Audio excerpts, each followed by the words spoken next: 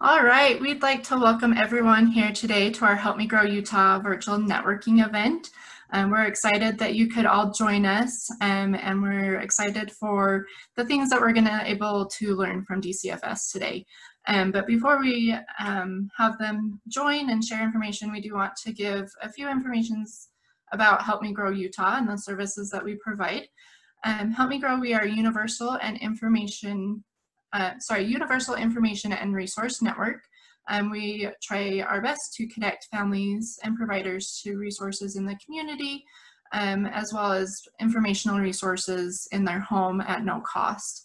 We do support prenatal parents and then families with children through the age of 8, and our services are available in English and Spanish.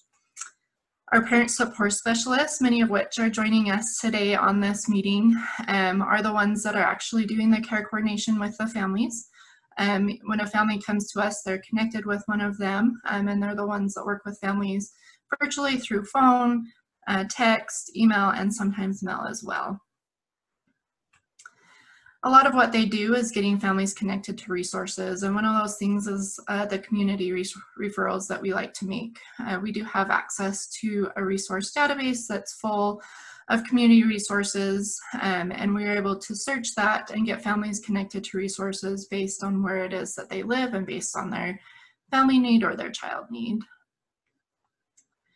We also have a database full of informational resources and tips of things to give parents and caregivers. This include information such as pregnancy, developmentally appropriate activities, parenting tips, and then information on anything from anxiety, discipline, sleep, eating, and much more. So we have a lot of information that we like to share with families. To help us know what some of the needs are of the children and the families, we do offer 4 different screenings that parents can complete in home. The first one that they can do is the Edinburgh Postnatal Depression Scale. This is a free depression screening tool that we use for mothers prenatally and then postpartum as well. And this helps us to check on their emotional health and make sure they're doing okay and help us be aware of what resources they may need to help them. The second 2 screenings that we have are the Ages and Stages Questionnaire. The first one is a general developmental screening, and then the second one is a social emotional. And both are great and that help give a general idea of where the child is. And the general screening goes through fine motor, gross motor, communication, problem solving, and personal social to give us a general idea where the child's at. And then the social emotional is great as well, both of which we can send out as early as 2 months and then up to about 5.5 years. And then the 4th screening that we offer is the Modified Checklist for Autism in Toddlers. And this is also known as the MCHAT. The screening includes 20 questions, and it is geared towards toddlers 16 to 30 months. And it's a screening that we send out to families at 18 and 24 months and encourage them to complete. If you have a family that's interested in receiving services through Help Me Grow, there's a couple different ways you can get them connected to us. And we do have a referral form that you can fill out and either fax or email to us, or you can actually go directly to our website, helpmegrowutah.org, and enroll now as a way to get families connected to our services, and we'll follow up with them and give them access to the screenings and talk to them about resources in their community and things they can do in their home. And if you'd like more information, we're always happy to come out and present and share information too. But we'd like to take a moment and have you open up your chat box and share with us in what ways that you or your organization uses Help Me Grow. Is there a way that we partner together, or a way that you connect families to us that has worked well? We'd love to hear from you if you would take a moment just to open up your chat box and see what everyone has to say.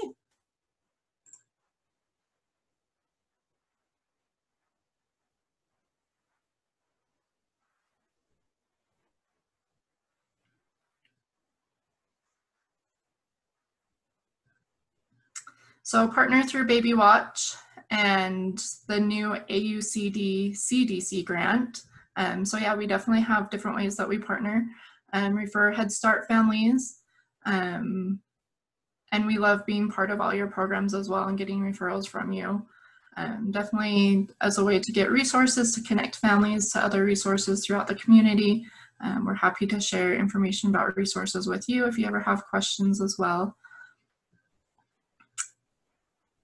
And yeah, you're welcome to continue to read those. I'm not going to read all of them as they come through, but we do love working with each of the programs, and we love that we're a part of so many of the things that you do across the state in working with families. So thank you for all that you do.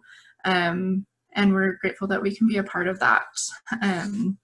But to give you an even better idea, not only on what we do, we can share with you the services we provide, but definitely sharing how helpful it is, and an actual family story is even more beneficial. So I'm excited that we have one of our families that's joined us today. Christy, I'm actually going to stop sharing my screen for just a moment, and if you'd like to unmute yourself and share with everyone how Help Me Grow has helped you and your family.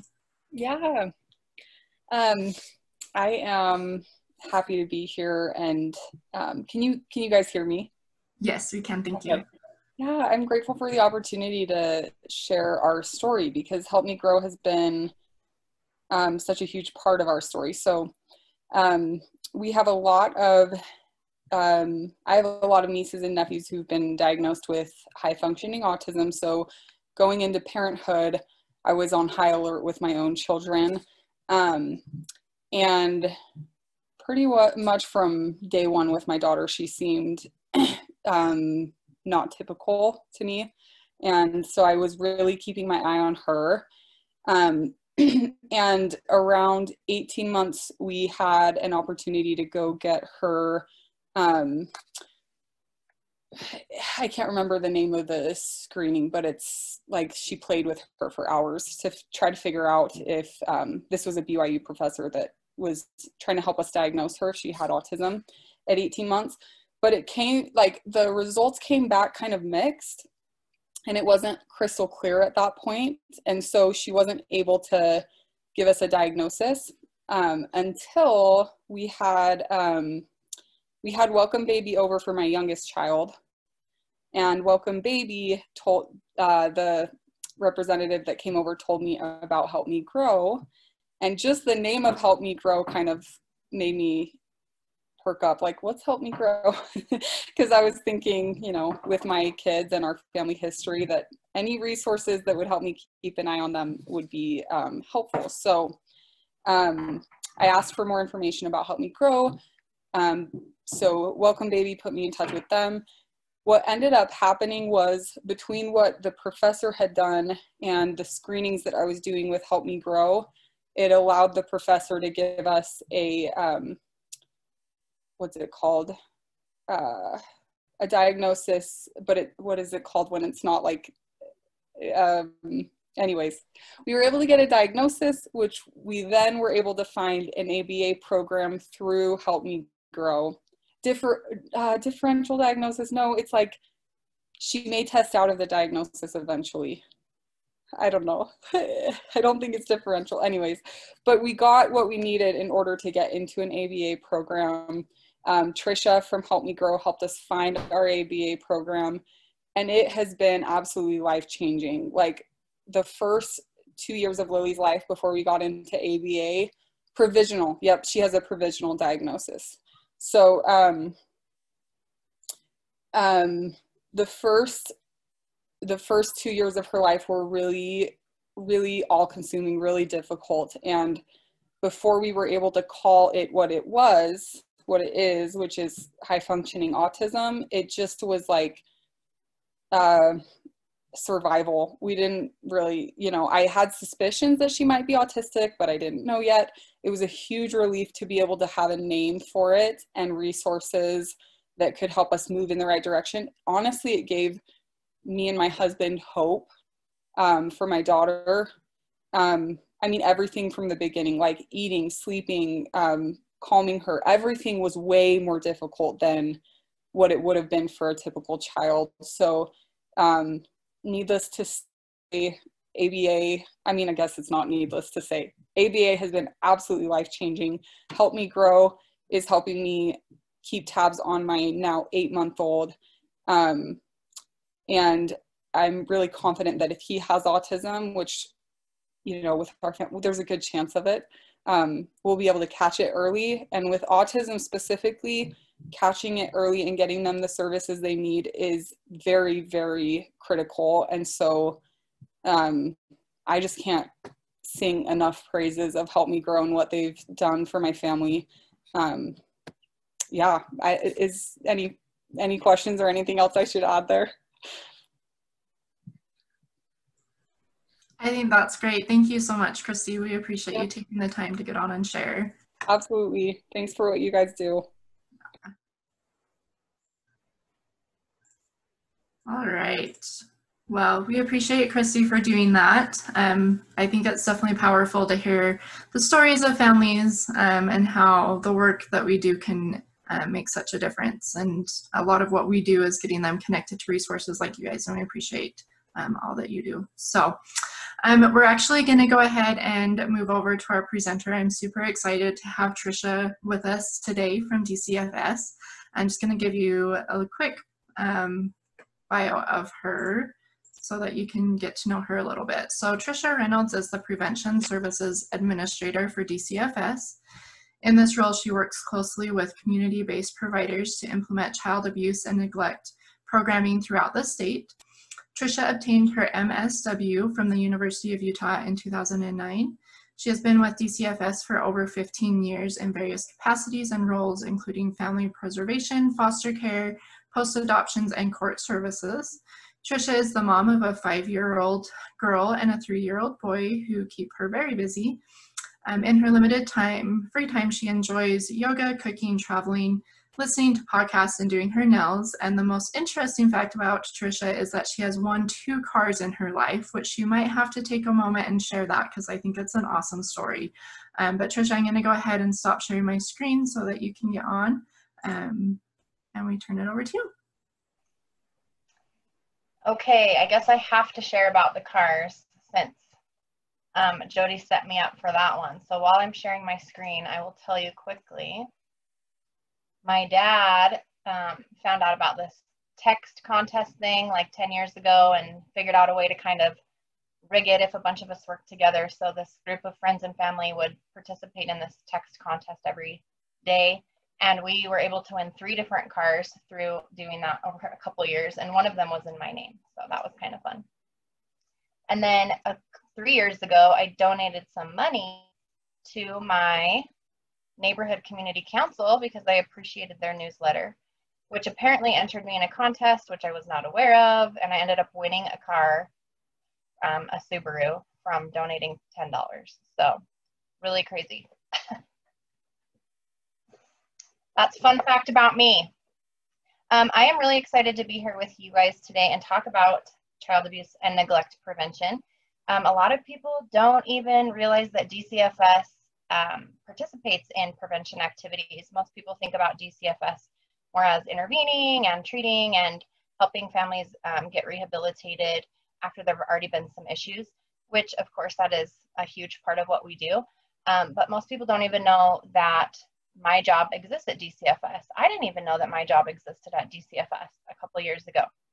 So it's been really exciting to find out that DCFS does this work behind the scenes, and it's fun for me to share with community partners some of the work that we do. This is just a really brief overview of kind of what I do and how I work with people in the community to help prevent child abuse and neglect. And if you guys have questions, please feel free to ask them. But mainly I'm over 3 different programs or funding sources that I help administer throughout the state. And I'm just going to tell you a little bit about each of those 3 programs and then some other collaborations that we're part of. And before I jump into those 3, I just want to give you guys a brief foundation of prevention sciences so you kind of understand what I'm talking about when I use these words. So there's 3 levels of prevention, and these apply to any problem behavior or anything you're trying to prevent. It doesn't have to just be child abuse and neglect. So you'll see these terms in like seatbelt use, or you'll see these terms in violence and injury prevention. So the way that they apply to child welfare, your primary prevention is where you're just trying to help everyone in the entire community strengthen their family so that they never even head down the path to DCFS. So we're talking like way, way, way up the stream before families even think about having a struggle, okay? And then your secondary level of prevention is a little bit more targeted. This is when we have a lot of research that shows us which certain populations are at higher risk for child abuse and neglect. And so then we're able to target our services to specific populations that are at higher risk, whether that's a certain neighborhood or a certain ethnic group, or dads is a really great one, because we know that there's more risk of dads not being involved in their kids' life. So we'll often target services specifically towards fathers. Those are just some examples. So primary and secondary prevention is kind of where my focus is. Tertiary prevention is when families have already experienced some abuse and neglect and they're already involved with the DCFS system, and we're trying to help them prevent that from happening again. That is more like what the rest of the DCFS system focuses on, so I don't have much to do with that. But today we're just going to talk about primary and secondary. And then the other foundational piece that you guys need to know about, and I would assume that a lot of people have already heard of this, so I'll cover it briefly, but if you haven't, it's important to know. There's these 5 protective factors, and these are things that we know from research help strengthen families so they don't run into struggles with child abuse or poverty or any other difficult challenge. And so I'm not going to read all the examples, but just across the bottom here, you can see what the 5 protective factors are. Parental resilience, making parents stronger and more able to bounce back from difficult times. Social connections, connecting families with people that will be there for them for their whole life and that can support them long after agencies are gone. Knowledge of parenting and child development. The more parents know and understand about parenting and how to deal with problem behaviors and how to use positive reinforcement, the less likely those families are to experience abuse and neglect. Concrete support is just referring to, do you have the physical things you need to take care of your family? Housing, food security, some sort of medical insurance or access to medical services, things like that. And then the last one is social and emotional competence of children. So if your child is struggling with a certain behavioral or developmental issue, we want to help those families address those things early on so those things don't exacerbate and add more stress to the family. So everything in prevention ties back to the protective factors, and everything we do is about how we can improve these 5 protective factors in the community to strengthen families. And so we do that through a few different funding sources and programs that the state is able to access, and one is the children's account. So this is built into the Utah state statute, and 47 total states have a children's account. We collect our children's account funding from a $3 fee that is assessed on every single birth certificate that is purchased in the state of Utah. So if you've ever had a kid or received a duplicate copy, you have contributed to child abuse prevention funding. Other states get their money through different ways, like those specialty license plates that you see. Some states get their funding from that, or they'll have like a checkbox on their state income tax where they can choose to donate to child abuse prevention. So every state does it a little bit differently, but that money goes into an account and we spend it on child abuse prevention. We get, it varies every year, of course, based on just how many birth certificates are purchased. I'm a little anxious to see what it looks like next year. I'm guessing less people are buying duplicate birth certificates right now, or are more people having babies? I don't know what's going to look like. But what we use that for, and this is required by the legislature, tells us kind of what they want the money spent on. They want it spent on voluntary primary abuse and neglect. I think that's supposed to say prevention, not provision. And the law also allows us to spend it on voluntary or court-ordered treatment services, but we actually choose to spend it on prevention rather than treatment. We have a lot of other good funding sources that help us pay for treatment here in the state. And so we've chosen to focus our dollars on prevention. And we use it to improve protective factors, like I was showing you. A really big, important part of the children's account funding is to partner with parents. So there's a big emphasis on parent leadership and parent engagement, and making sure that we're hearing the stories and the voices of those with lived experience to guide our programming and make sure that we're doing things that parents feel would be helpful to them. And there's a big piece on just strengthening the whole community. These are just some examples of what the law would allow us to spend money on. And you can see it's really broad and varied. We can spend it on prenatal things, children with special needs. We can spend it on abuse counseling. I mean, there's a whole variety of options. Coping with stress. So it's pretty broad. And so this is what we've chosen to do with this money for the last 5 years. We just put out a request for proposals, and people bid to us and say, this is what is needed in my community. This is how I would like to prevent child abuse and neglect. This is what I'm proposing. You know, I would need this amount of dollars to provide this, and then we award those grants. And so this was a 5-year grant, and they're just coming up on the end of their 5-year grant right now. But you can see how we've been supporting the community for the last 5 years. I'll probably just skim over these really quick, but the Dare to Be You Parenting is a great program for new immigrants and refugees that have just relocated to the United States. And they do a specific parenting class that helps those families, you know, understand the parenting norms in the United States and how they can accommodate that with their culture and that kind of stuff. Grand Families, I think most people know Grand Families. That's a program that supports grandparents and other kin that are caring for their children. And we just love our kin providers, and we really want to support them in caring for their children so that those families don't have to become involved with child welfare. If you guys have questions about any of those in particular, I can talk more about them.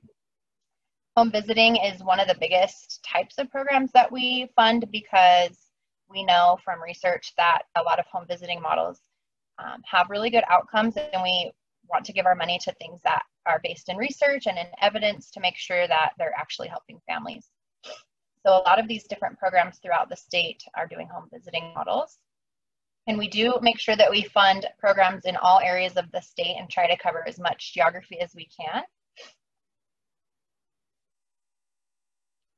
And so this shows you the geography. There are 4 in Salt Lake, western regions like the Utah County kind of area, northern region. We don't have a grantee in eastern region, but we do with another funding source, so I'll show you that. This is the other program that we use to provide prevention services in Utah, and this is actually a federal program. So the federal government offers up funding for child abuse prevention to every state as long as we match it and follow, you know, basic guidelines about using it for evidence-based treatment and things like that. So every single state has a CBCAP program, and we get about $500,000. It's based on our population and how much we contribute and things like that. And it fluctuates every year as well. And the purpose of the CBCAP program that the feds give to us is, as you see, very similar to the Children's Trust Account. These two things work hand in hand, and they're partners at the federal level. This is just some language I took straight from the CBCAP website. It's kind of long and boring, but I'll send these slides out if you guys want to read more about it. But the basics are the same. Work on child abuse prevention in the community, strengthen families, and appreciating and understanding more about diverse populations and how we can help all communities prevent child abuse and neglect. Again, there's a huge emphasis on parent leadership, and that's something that I've been really focused on in my position, is how we can hear the voices of parents better and make sure that the services we're doing work for the parents who need them. There's a big emphasis on agencies collaborating. As you get into the prevention world, you start to see a lot of agencies and programs are doing prevention work, but they're not always linked up together. So we're trying to collaborate and streamline and use our resources in a way where we're not all reinventing the wheel. And then again, just the importance of using evidence-based programs and not just funding programs that people think might help. And evaluation kind of ties in with evidence-based. And here are the examples of what we can do with our CBCAP money. Very similar. That's why we lump them together. But we can use it for family resource programs like family support centers, if you're familiar with those, home visiting, respite, parent education, really anything. So with the CBCAP program, we can use it for that primary prevention, which supports everyone, or we can use it for the secondary prevention where we target at-risk populations. And these are some of the examples of the populations that they encourage us to support. Young parents, parents with younger children, fathers, parents with disabilities or children with disabilities, parents who've been victims of abuse and neglect in the past, those who have been in jail and are returning to the community, etc. So you will see every state doing this differently. Like I've heard of states where they're doing prevention work inside the jails and helping parents prepare. We don't have a program like that in Utah that we're funding, but it's just really cool to see the different variety of how states are trying to support families, refugee and immigrants, tribal communities. I'm always afraid to click too much because I'm worried I'll click past my slide, you know. So this is what we've been doing with our federal CBCAP money. Parents as Teachers is a home visiting model, and this is a really evidence-based model, which is why we fund that with our federal dollars. And then Help Me Grow, which is how I'm partnered with them. We help support their amazing hotline and referral program. And so you can see how those are distributed. There's only 3 on there. I don't think I have Help Me Grow on there because you guys are kind of statewide. You're not really like local to one region in the state. And then with the rest of our CBCAP money, we fund a couple different miscellaneous things. So if anyone's familiar with Uplift Families Utah, it's the First Lady of Utah, Governor Herbert's wife. She has a nonprofit that she runs to help strengthen families with a really great website of resources. So we help contribute to that.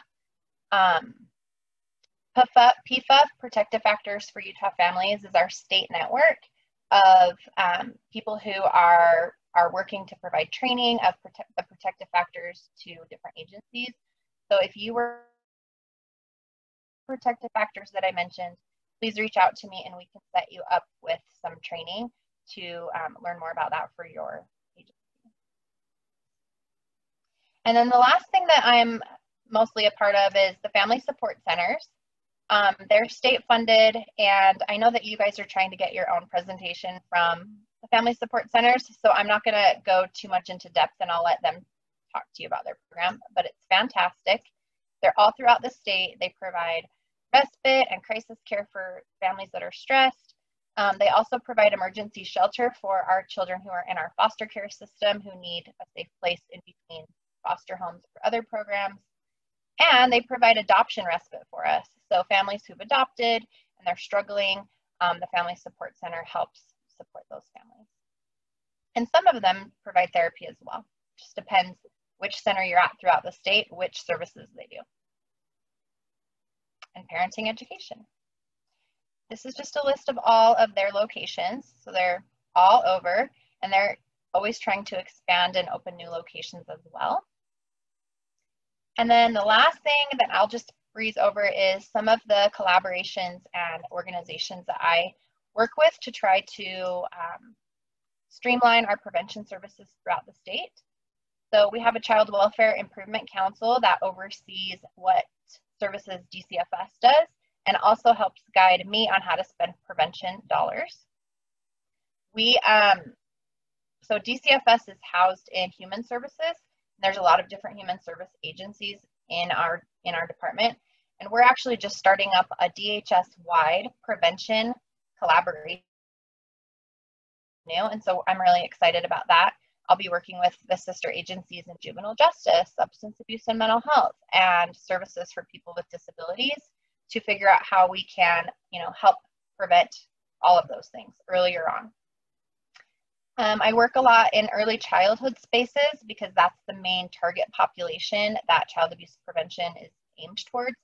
So I work with like early intervention providers and Head Start and all those different child serving agencies that serve that young population.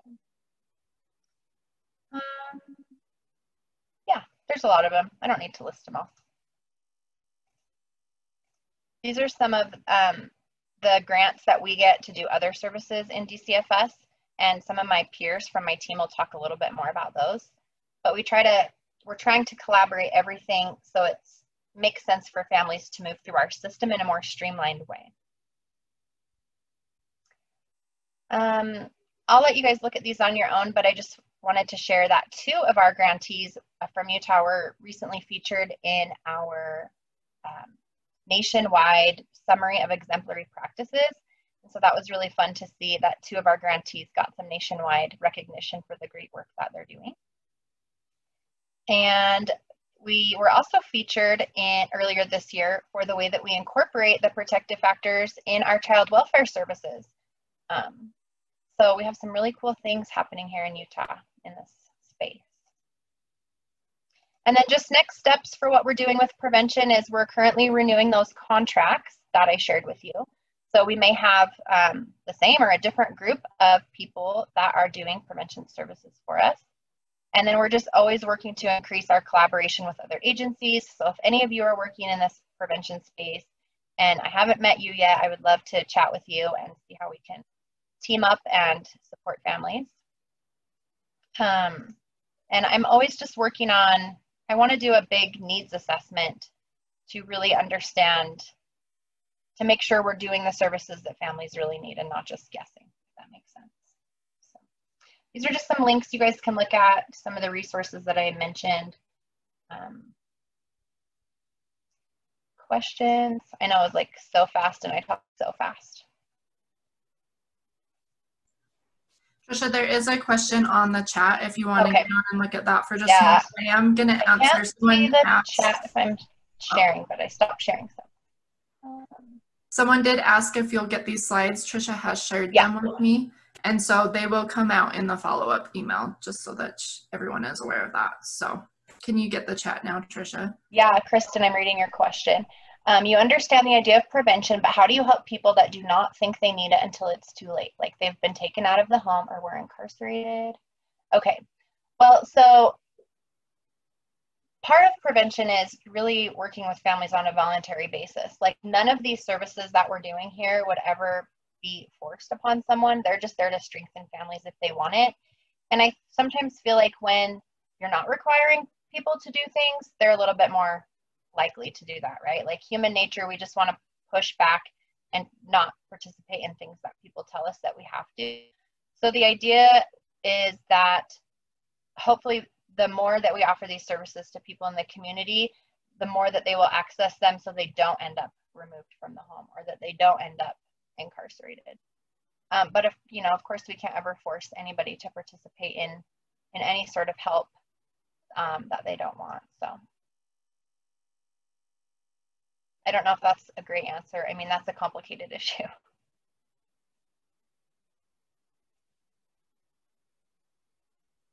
I think relationship, everything comes back to relationship. And if there's a particular person that you feel like needs support or help, it's just building a relationship with that person and caring for them and showing them that there is an opportunity and support for them.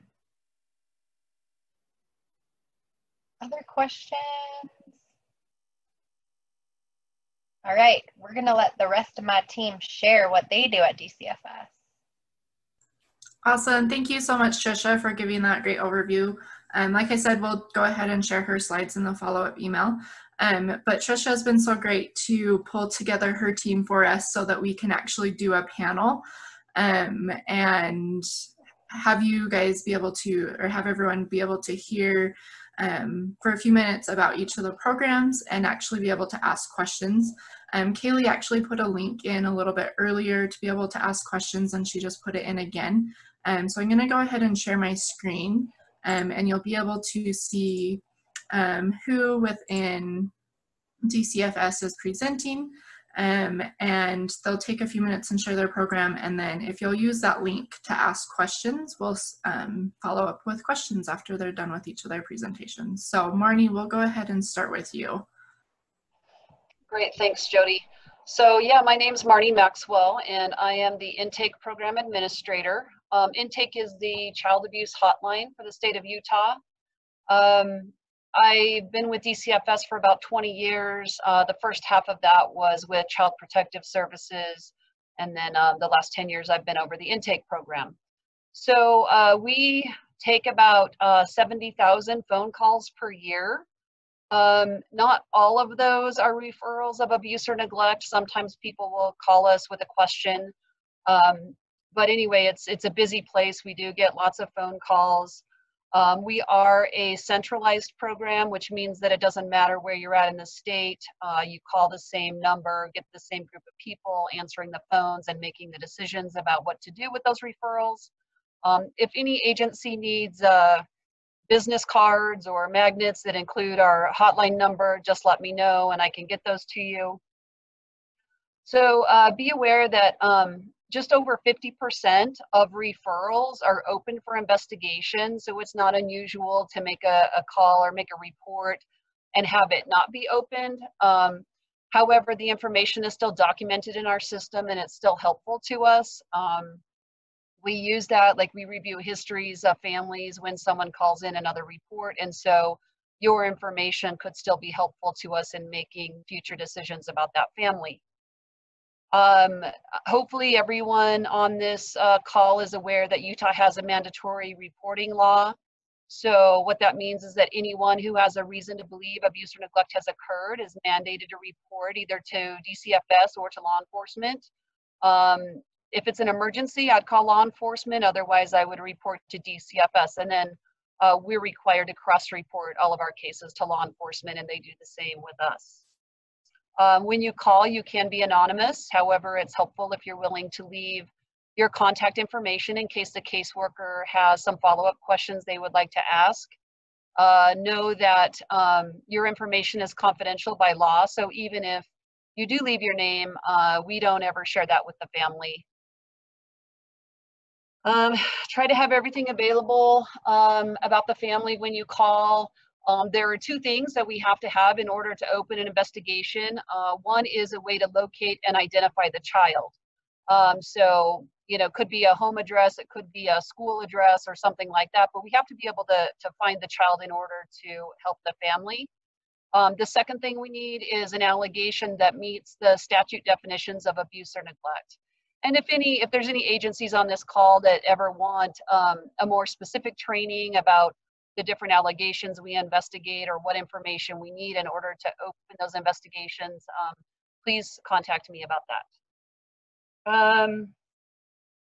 So if we, when you call in, the intake worker is going to ask a bunch of questions and try and determine if a case needs to be opened. If a case is opened, we assign it a specific allegation and a priority time frame, which indicates how quickly the caseworker needs to respond to see the child. And then I think Dan will talk a little bit probably about what the CPS caseworker does after intake opens a case. And just be aware that pretty much every family that DCFS works with came through the intake process. And so, we're kind of the, the starting point for services with families. So anyway, almost all families that we work with came through a referral at intake. I think that's probably all I want to talk about today. We'll let Dan go ahead, and then I'll be here to answer questions later if needed. All right. My name is Dan Rich. I am the CPS Program Administrator for Child Protective Services. I've been with the division for a little over 15 years. I've only been in this position since January, but prior to that, I've done a lot with CPS, supervising CPS, and also with training. I'm excited to be here. So CPS, as Marnie said, when they have a case that meets the criteria, so there's an allegation, we have a way to locate the child, it's going to be assigned out to one of our CPS workers, and they assign it out based upon zip code. So all of our teams are zip code based. So depending upon where it is, they'll assign that out to that worker. So that worker, a CPS case typically lasts about 30 days. They can extend it up to 90 days, but typically it's about a 30-day process. So in that 30-day window, what the worker is going to be doing is first of all, they're going to go out and interview the alleged victim of that abuse or neglect. Now, we do get a lot of questions sometimes if we have to notify the parent prior to interviewing the alleged victim. If the alleged perpetrator is a caregiver or lives in the home, we can interview the child without notifying the caregiver. Once we do interview the child, we do have 24 hours to notify that caregiver to say, yes, we did interview your child. If the alleged perpetrator is out of the home, we do get permission from the caregiver prior to interviewing that child. But we'll go out, we'll interview the child. We use a forensic interview. It's called Tom Lyons, or we use a NICHD model, but we use a forensic interview model when we're interviewing these children to gather information regarding that abuse or neglect. So after the workers interviewed the child, they're going to talk to the caregivers or the biological parents. Now, if one of the biological parents is in the home and one is not, they're still going to talk to both biological parents. Even if a biological parent is out of state, they're going to try and get in contact with that biological parent and talk to them about what those allegations are. So they're going to talk to the parents. They're going to also interview the alleged perpetrator regarding those allegations, regarding the concerns. The worker is also going to gather third-party contacts. That could be anybody that knows information regarding that abuse or neglect. So, I mean, it could be a school, it could be a therapist, doctors, police, whomever has knowledge regarding that incident. The worker is going to talk to them and try and gather as much information as possible. The worker is also going to go out and do an unscheduled home visit or a scheduled visit. Like Marty was saying, depending upon our allegations, we have numerous allegations, and depending upon what that allegation is, the worker is either going to do an unannounced home visit, meaning they're just going to go to the home prior to calling the family, so they're not going to know. So we can go to the home, assess the home, see if there's any safety concerns in the home without their knowledge of us coming to that home. We may do a scheduled home visit depending upon the allegation, meaning we just call ahead of time and say, hey, can we schedule a time to come out to your home? So they'll go out and do a home visit. What the worker's going to do with all that information really is, after they've done all their interviews, talked to everybody, they're going to assess that information to determine if abuse or neglect has occurred. Now, DCFS has a pretty low burden of proof. We have just a preponderance of the evidence, which means, 51%, if I believe abuse or neglect occurred, we can say it occurred. So we'll take that information, we'll staff the information with our supervisors, with whomever we need to, and say, hey, do we have a concern of abuse or neglect? And if we do have a concern of abuse or neglect, we can then go ahead and do what we call a supported finding. A supported finding means we believe that it occurred. About a third of our cases that we receive result in a supported finding, meaning we found abuse or neglect. A lot of the cases result in what's called an unsupported finding, just meaning that we didn't have enough information to say abuse or neglect occurred. Sometimes we still have concerns with those families, and we're still offering them services, and we're still trying to see what we can do for them, but we just don't have enough to say that abuse or neglect occurred. Along with that, we're also assessing for the needs of the family. We want to see if the family has anything that they need. Maybe it's resources for food, maybe it's resources for parenting, learning, whatever it is. As we do those assessments, we want to make referrals and provide resources to these families whenever we can. To go along with what was talked about earlier, we do ages and stages. We do use the CDC milestone app to see where kids are at, to see if the kids need an early intervention, if there's any services that we can offer to them. And also in regards with CAPTA, that's our Child Abuse Prevention Treatment Act, any case with a child that's 3 or under that we did support, that we said was abuse or neglect, that automatically generates a referral to Baby Watch. Now, I know that it's different depending upon where you are in the state, what early intervention program that goes to, but we work with Baby Watch, and we send them a referral that says, hey, we have this, and then they can reach out to the family to see if the family needs any concerns as well. So we do assess beyond the allegation. So obviously there's an allegation of abuse or neglect, but when we're going in the homes, we should be assessing beyond that and seeing whatever services or things that the family needs.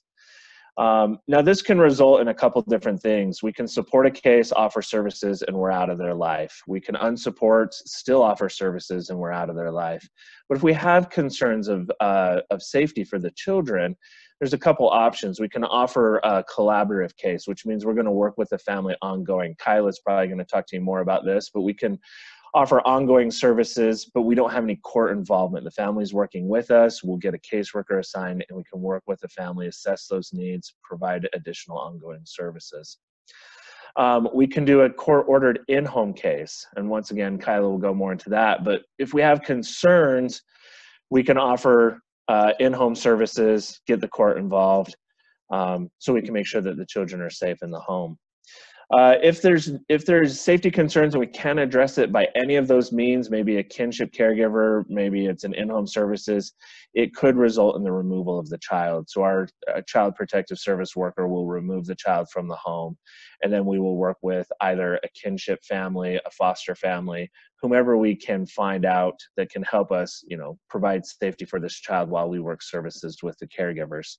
But that could result in a removal, and I don't want to steal anything from my other coworkers that are going to be talking about these things. But that's what the CPS worker is going to be doing. So they're going out, they're assessing safety, they're assessing needs for the family, and they're doing it through interviews and contacts. So I'm going to give it to, I believe Kyla's up next to talk about that. So. All right. My name is Kyla Clark. I am the Strengthening Families Program Administrator, which is the most vague title. I do in-home services, the collaborative and the court-ordered in-home. I also work with our pregnant and prenatal group, and I'm also our substance use disorder expert. So instead of having like 9 titles, we went with something sort of vague that covered all of those things. And so kind of picking up where Dan was, if a family is identifying that they do need some supervision and some help, but doesn't necessarily need the court to be ordering them, those are our collaborative cases. Our ongoing case management for in-home is based on those protective factors. Tricia alluded earlier to getting some national recognition for that. So we actually have a HomeWorks website, that is our in-home initiative, that is structured around those protective factors, that have conversations and activities for our workers to do to try to work with the family while connecting them to services. So a lot of the services that you guys provide on this call are things that we may connect a family working collaboratively with us or even under court ordered with us to do to help with those parenting or those developmental needs for the kids. If we do need to go to court, there's a petition that's filed. If you're working with some of our caseworkers, this is where we love acronym land. Those are called PSS cases. Collaborative cases are called PSC cases, and then foster care SCF. And again, I won't steal Jean Marie's thunder on those. But just by way of using this moment for a little bit of education, because we like our letters. Ideally, the goal for any of our in-home cases is to strengthen those protective factors, keep the family intact whenever safely possible to do so, and wrapping them in community-based services. Our collaboration with you guys on in-home cases is vital because you are going to help us build those skills with this family in order for us to safely exit and hopefully never revisit them again. My boss for many years had a token phrase of, we want people to enjoy our services once and not come back. And so it's really what we're looking at is how do we, if we do decide that we need some ongoing case management, how do we help families and leave them better than we found them and kind of break that cycle of continued involvement. Couple of other things besides our in-home services to just talk about is some of the efforts on the prenatal. I know you guys also work in that realm. One of the things that came out of this last legislative session is a collaboration between Intake and Substance Abuse and Mental Health and the Department of Health, where if we get a call on a pregnant woman, historically that information just kind of sat with us and we told you to call us back when the child was born. Now, as of May 1st, that information is actually shared with Substance Abuse and Mental Health and with the Department of Health in order to try to connect these pregnant women who have a substance use disorder to treatment and some prenatal parenting stuff. So that's where some of these programs that do work with pregnant women, please let us know if you would like to be on that list of places that we're sending. A lot of times the moms aren't super receptive, but we are sending them texts of places to call in hopes that, you know, they do get to a place where they're like reaching out for help. So if you have programs that you would like to make sure is on our list, I know Barb has been on our work group and has gotten a lot of that information on there for us. But there's my shameless pitch for collaboration, since we're doing a little DCFS panel on that. Our in-home services collaboratively usually work between 90 days to 6 months. In-home can range between 90 days to a year. The court-involved cases tend to last a little bit longer. They tend to be a little bit higher needs, so it makes sense. We have a pretty good success rate with our in-home services not leading to removal, but unfortunately, if safety cannot be maintained during our in-home cases, some of our in-home workers will have to do a removal, and that would kick it over into kind of Jean Marie's area. We use a evidence-based assessment tool to try to do a holistic family assessment, so that we're connecting not just again with that, whatever the allegation that goes called into intake and investigated by CPS, but really that holistic approach to helping families in their functioning. And our CANS-based tool allows us to do that. I think that's pretty much the overview of kind of our in-home services. So with that, I'm going to kick it over to Jean Marie, and then I'll be here to answer questions later. Okay, thank you, everybody. I am Jean Marie Morris, and I am the Kinship and Foster Care Program Administrator at our state office. And I've actually been with DCFS for 26 years. And I am that old. Anyway, I've done ongoing work in CPS and family preservation. Most of my time has been spent with kinship, and I had the opportunity to be a kinship caregiver and just realized the needs that our kinship families have. We are really working at the state office and throughout the state to try to engage kinship earlier before we would have a removal. So really trying to put some concerted effort into bringing kin to the table, working with families to identify those supports that they have, and continuing to have them part of the family teaming. We have the 5 regions throughout the state, and every region has a kinship team, and their responsibility is to support, first of all, the philosophy of kinship. When we look at preferences for placement, if we have to bring a child into custody, then we're looking to the non-custodial parent, and next to a relative, and then friends. And actually the legislators have opened that up a little bit to be a friend of the family. So if there's someone that the child could be with and maintain family connections, we want that. So again, our kinship teams will then support a kinship family who might be chosen for placement, but also help the team to keep our kinship contacts and families involved throughout the whole entire process, so that when the family needs support, they have that kind of support. We also help families who are kin to get licensed as foster parents if that's something that they're choosing to do. They might choose to have temporary guardianship while we are working on reunification. And our focus is on children being safe, being able to be reunified with their parents, and if they have to be placed in foster care, that they would be with with a relative or a friend of the family. And we would all continue to work on safety and reunification. I wanted to tell you too that about 40% of children who are in foster care in the state of Utah are in kinship homes.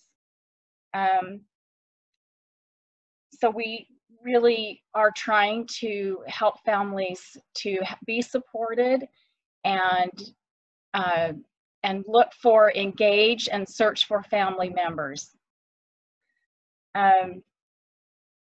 We also, that's not always possible. That is what we really would like to see happen, but sometimes kinship placements are not an option, and so of course we need to have really good foster homes who also support the idea of reunification and helping our parents to be successful. So we, of course, work with Utah Foster Care, and they help to recruit, train, and retain our awesome foster parents.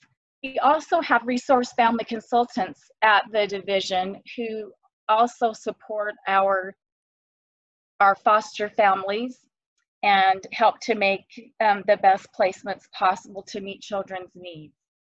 And really, this is kind of a unique time where we have this position that I have, where I'm both the kinship and foster care program administrator, really trying to show that emphasis of trying to help children and families to maintain familial connections.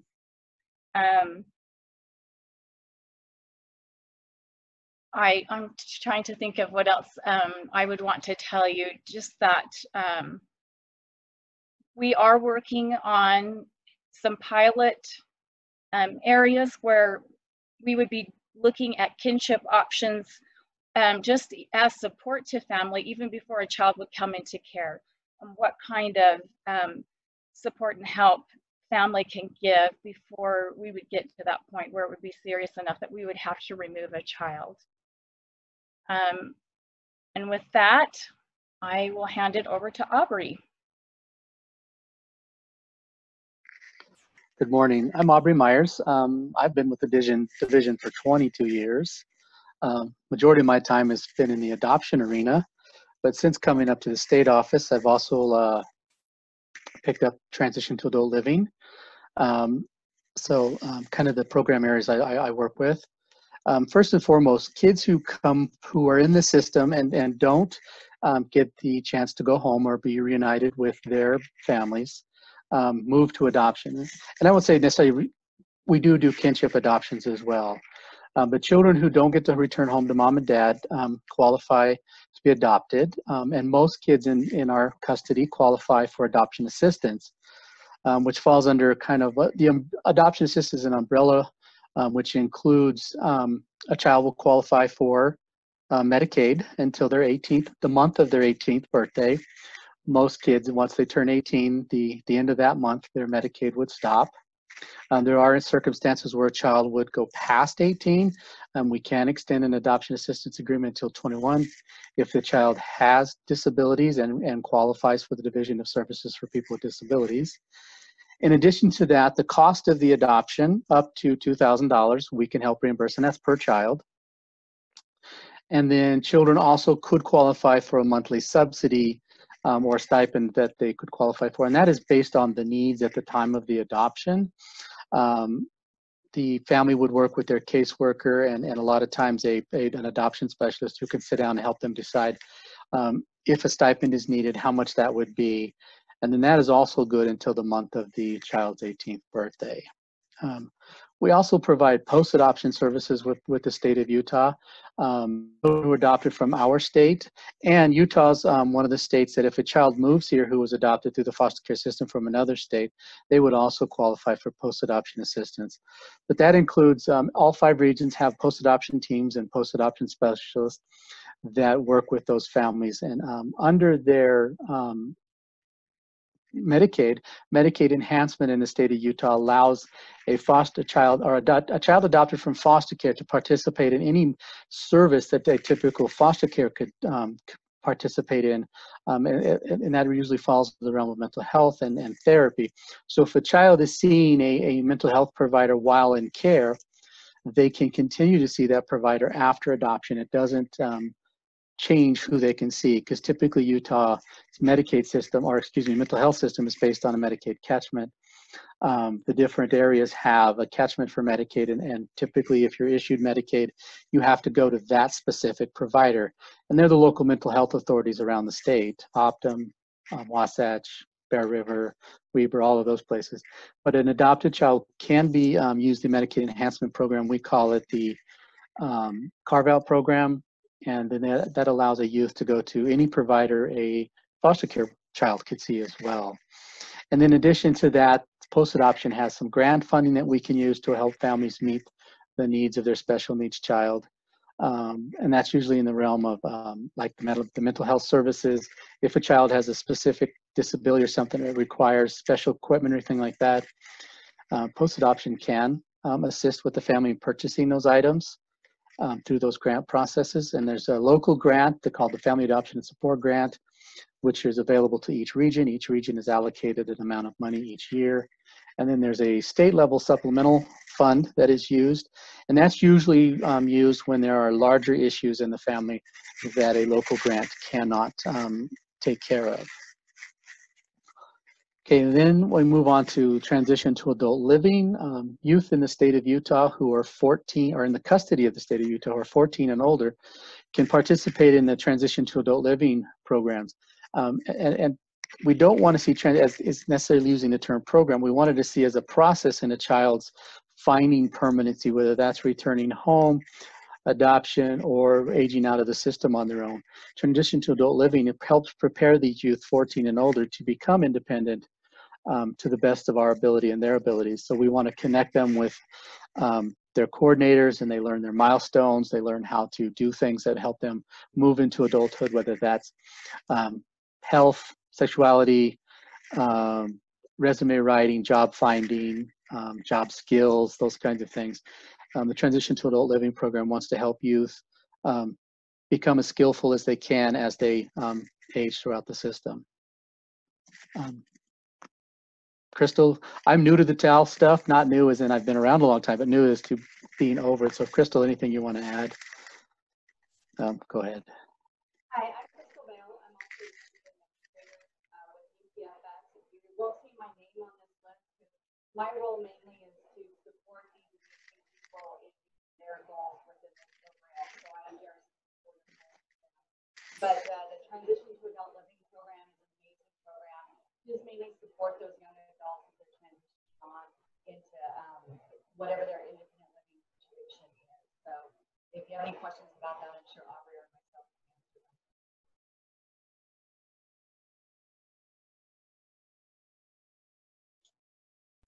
Crystal. Sorry, Crystal, we couldn't really hear you very well. Sorry, is this better? Can you hear me now? Just a little bit. Okay. That's okay. Go ahead and do the questions and answers while I fix my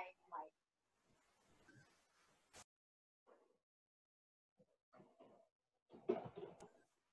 All right, well, thank you so much for sharing.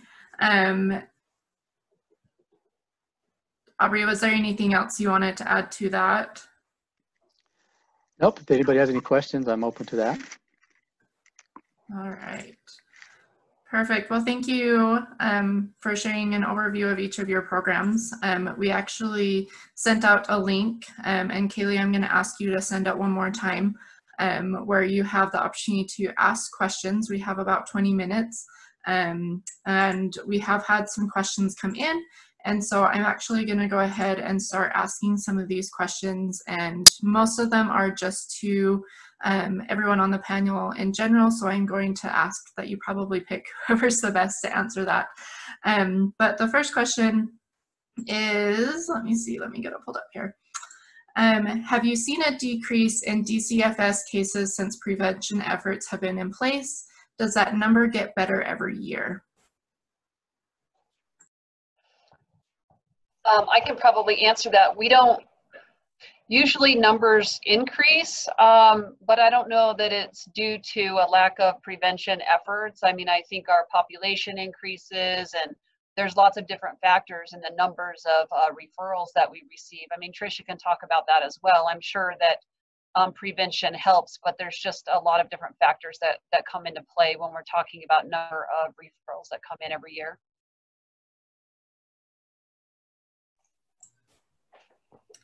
Thank you, Marnie. Tricia, did you want to add to that? I saw you added in the chat. Yeah, I was just going to say, well, the prevention efforts that we do aren't new. We've always had prevention efforts. It's just something that people don't usually know that we do, but we've always had those. And it's hard to measure if prevention works, because prevention is, then you'd be measuring the lack of something. It's kind of impossible to measure. So what we measure instead of did it prevent child abuse, we measure if people demonstrated an increase in their protective factors. So we use like a protective factors instrument, and it just measures, did people show an increased knowledge of parenting and child development, or did people show a decrease in their child's problem behaviors? Because we know from science that those things do help prevent child abuse, but it would be so costly and nearly impossible to like track families through the system to see if each individual family, yeah, that's just a complicated measurement.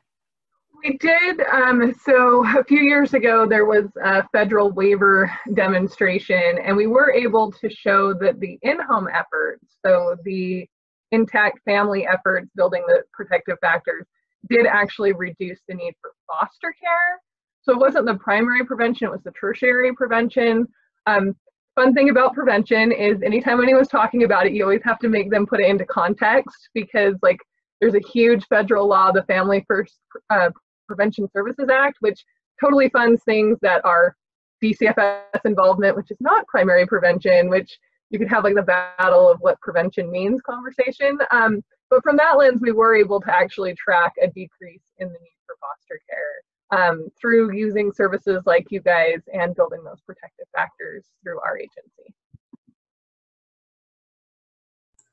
Thank you. Next question is, what is the equity of caseload per caseworker?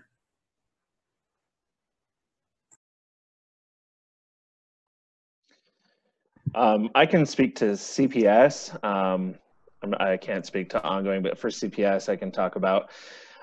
So they do it, they give out cases in what they call batches. So each worker is going to get 2 to 3 cases at a time, but typically workers for Child Protective Services is sitting around 15 cases open at a given time. We've seen those numbers go down with some recent efforts, but I would say on average you're around 12 to 15 open at a given time. And once again, their cases are open for about 30 days. And for ongoing, it's going to vary very much by where you are. So if you're in a very urban area, we try to keep you between 10 and 15 ongoing cases at a time. That will ebb and flow. The more rural you get, you might have a period of time where you have 3 cases because you're in Landing, and that is just as many families as are involved in the system right now. And so it does vary geographically a lot, but we do also have the same efforts when you are in a more urban area to do that balancing based on how many cases you currently have, and do a rotation on assigning new ones.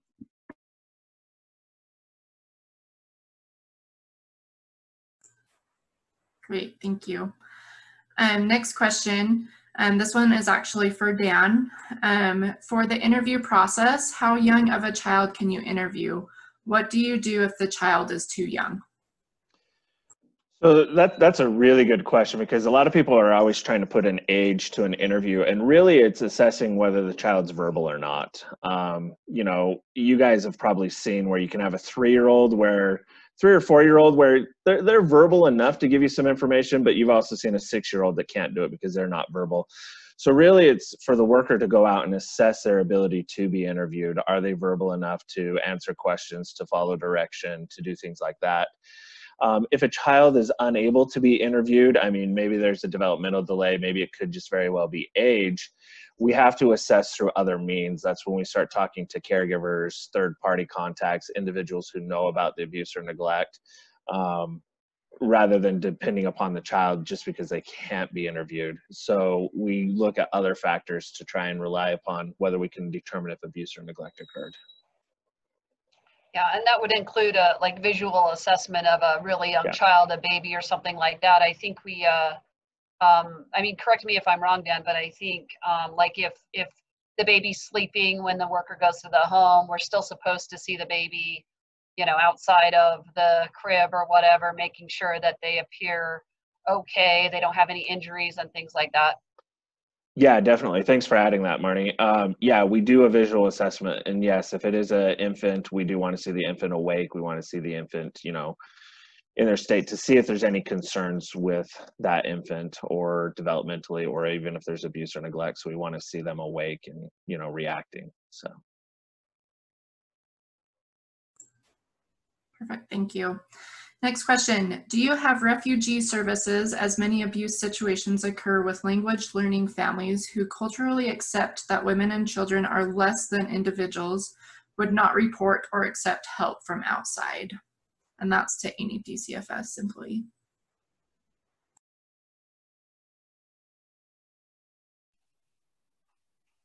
Just in terms of particular services, we have language services available. So we contract with the Asian Association and other places to help us communicate. And then we have like great trainings that we'll do throughout the year on, you know, different cultural groups or how to work with people from different cultures. Because, you know, most of our workforce is white, and we're always trying to like hire people of different colors because we do want people to feel like they have a worker that, you know, looks like them and understands their culture. So that's definitely an ongoing challenge for the field as a whole. And I do think they are working at the department level on incentivizing some contracting to help with the diversity. We definitely have a long way to go. There is kind of a limit to the providers we have that can do more of those culturally responsive approaches, but it is definitely something that's on the radar to try to bolster. Thank you. Next question. What is the DCFS protocol for removing children from the home? For example, is there a certain number of CPS reports that are required? Where would they take children immediately after being removed? For a child to be removed from the home, I mean, what we're looking at is we're looking at a situation where we can't have a safety plan. There's no we can't provide safety within the context of the family that we're assessing. So there isn't a specific number, or there isn't a specific criteria, I would say. It's more of when the worker goes out and they're assessing the family, we use what's called a structured decision-making model for a safety assessment. So as we're using that assessment, a lot of times the assessment will come back saying, yep, the family's safe, we're good, or the family's safe with a plan, and that's when we try and create a safety plan with the family. Now, granted, the safety plan is really driven by the family. What can the family do? What are their resources? Who can help them? What are those things? And if we can create a safety plan that creates safety for the child in the home, we will have the child remain in the home. If it comes back that the child is unsafe and we cannot create a plan, or there's just not a way to do it, it can result in a removal. And now if it does result in a removal, we obviously go and look for what's the most appropriate placement for the child.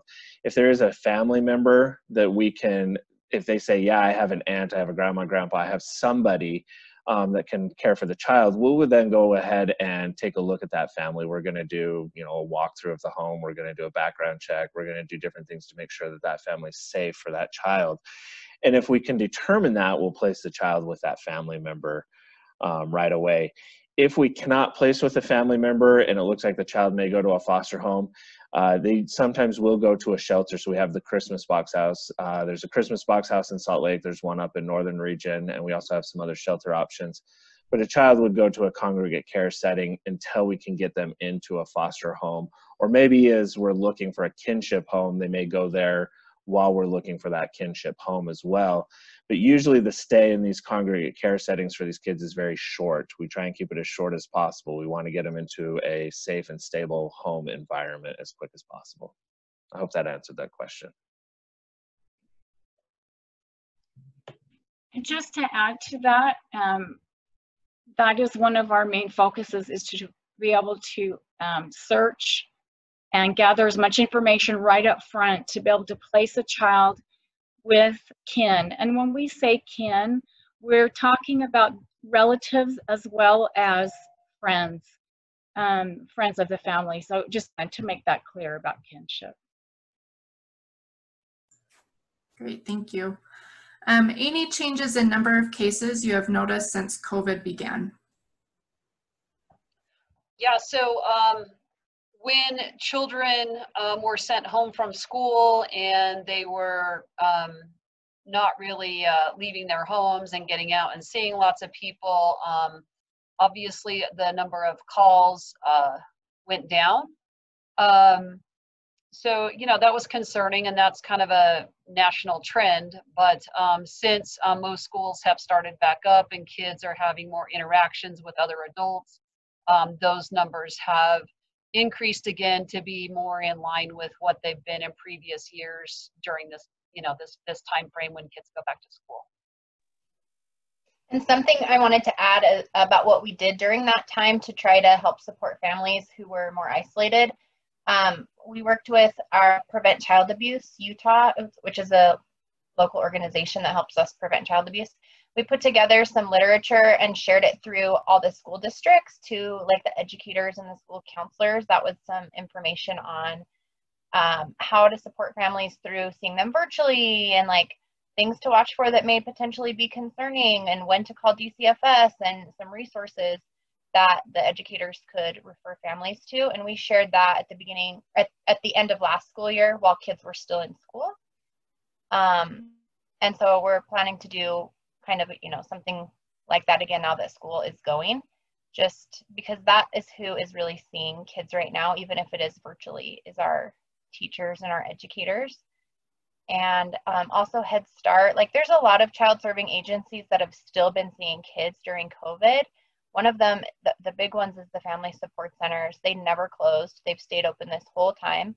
And so I work closely with them, and I share information with them every week about resources for families and how to strengthen families, and just trying to stay connected with the people who are still seeing families during this time.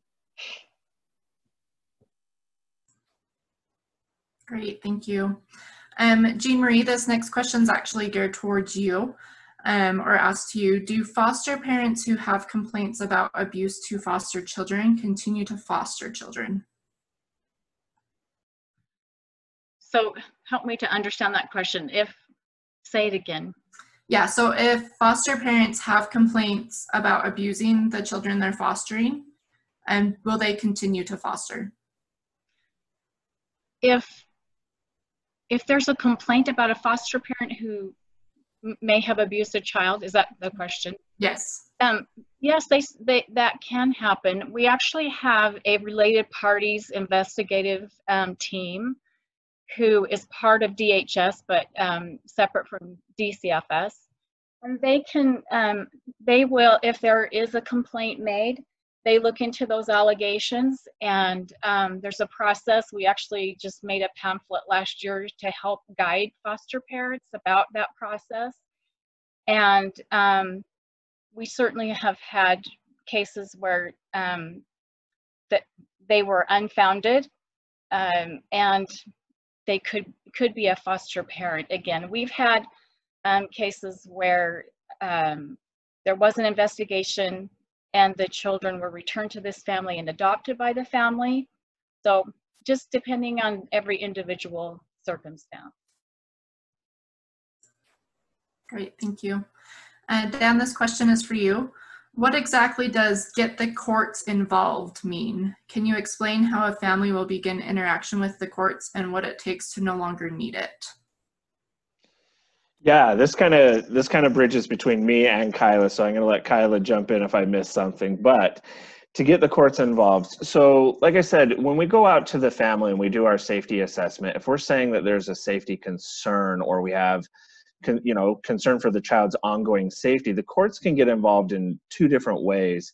One, we can petition the court. So maybe we go out to the home and we assess the home and we have safety concerns and there's things that we need to address. Maybe it's drug use, maybe it's domestic violence, whatever it may be, and the family's resistant to it. But we're saying, hey, there's not enough safety concerns to say I have to remove the child from the home. I can safely leave the child in the home if we can get some services with this family. So we can petition the court for services, and I can petition the court to say, hey, we want in-home services. As Kyla said, it's PSS services. But I can petition the court to say, hey, we want some services for this family. We want the court involved to make sure or help the family follow through with these services. So if I do petition the courts can get involved, so they have that supervision over the case as well, meaning the child has stayed in the home, we're getting services in the home, and the court is overseeing this process. Now, as Kyla said, this process can last, for an in-home case, I would say anywhere from 90 days up to a year, most likely closer to a year, just because the court process does take a little bit longer. Another way that the courts can get involved is if we remove a child. If we remove a child from the home, the court's automatically going to be involved. So if I remove a child, they're going to do a shelter hearing. We're going to go to court. We're going to have that. So court supervision or court involvement's always involved on a removal case. So once again, how do we get the courts not involved? Kyla, you can correct me if I'm wrong, but we create a service plan. We create a plan for the family, and the family has certain things. So maybe it's creating or completing drug treatment. Maybe it's showing sobriety. Maybe it's their ability to demonstrate their ability to parent. So as they do these services and as they complete these services and they can demonstrate their ability to appropriately parent their child, we would then tell the court, hey, we're looking to end court involvement. The family's doing great. We want to go ahead and terminate these court services. Yep, I think you're spot on. The only other piece with the court involvement is that at the point that the court does become involved, there's a guardian ad litem appointed. It's an attorney for the children. That's part of what can kind of keep the case going a little bit longer, because the guardian ad litem also has to agree that the parents and the family has made the behavioral change necessary to end those court-involved services.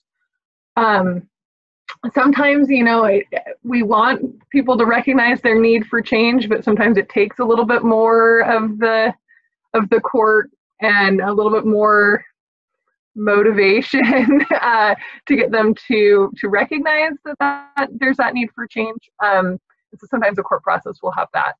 Really, it comes down to when we file a petition, there will be allegations that are adjudicated in that petition, and when those are resolved, that's typically when a court case will end. Or if they're not resolved, that's when a court case could escalate to kids either being removed, or in already a foster care case that could be to what escalates to termination of parental rights and adoption and those things. Great, thank you. We have just one more question. I know we're just about out of time, but let's go ahead and finish this off. The last question is for anyone. Most of us here work with young children, but what about families who are struggling with teenagers? Are there services to support them?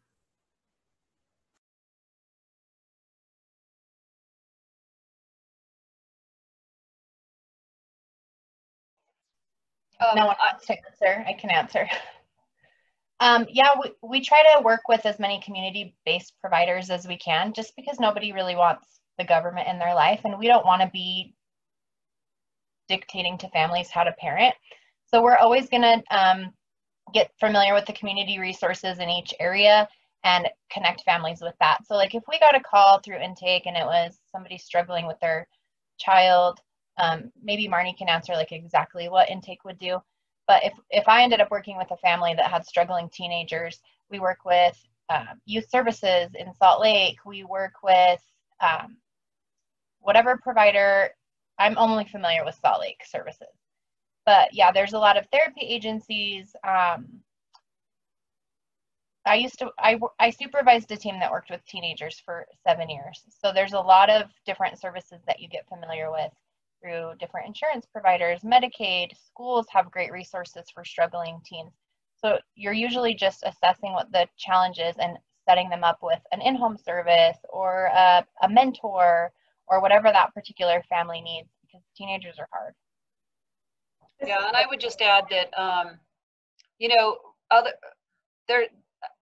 in addition to abuse and neglect, we also investigate what we call dependency, which is when a child's at risk of being abused or neglected through no fault of the parent. And so it could be a situation where you have an ungovernable child or teenager, and the parents either can't access the services that they need for that child, or they don't feel safe having the child in the home. And so in the past, we would open up CPS cases, and oftentimes those kids might get removed and they might come into custody. But we do have a new process, and Crystal can jump in if she wants. But if that call comes into intake, we refer the family to juvenile justice services, who have access to a lot of resources to try and help that family and avoid the child coming into custody if possible. This is Crystal, can you hear me now? Not really, No? barely. Okay. I'm sorry. Yeah, I will add that most of our providers that work with us for children also provide the same service to teenagers. So most of our programs connected to whether they're our contractor providers or our community partners also provide that level of care for our teens as well. And that includes our local mental health authorities. We have day treatment programs that we work with. And in post-adoption, we even have the ability to help families find residential treatment if it rises to the level that they need that level of care, whether that's proctor homes, group homes, or disability services and or what they call residential treatment or RTC levels of care. Post-adoption can assist families in finding those levels of care. The other thing we have that we can utilize through our department is our system of care. A lot of times they will step in on cases with adolescents with complex needs. Really the criteria to be involved with system of care is being involved with 2 of our large system agencies. So that can be mental health and juvenile justice, that can be mental health and DCFS. And they do a wraparound approach with the family to try to help identify what needs and supports the family has in order to try to intervene with that teen. Great, thank you. I'd like to thank Tricia for our presentation and our great panel for answering those questions and taking the time to be with us today. I will actually be sending out in the follow-up email each of their contact information. So if you have additional questions, you're more than welcome to reach out to them and ask questions to help support the families you work with. We do want to mention to go ahead and mark your calendars. We do have our next networking event scheduled. If I can actually get my slide to move forward. There we go. November 19th at 10 a.m. we will have Margie Woodruff. She is the director, executive director of the Utah Association of Family Support Centers. So like Tricia had mentioned, support centers is definitely a big part of the preventative services that they support. And she's going to join us and share all about their family support centers throughout Utah and some of the different services that they provide to help families in their local communities. So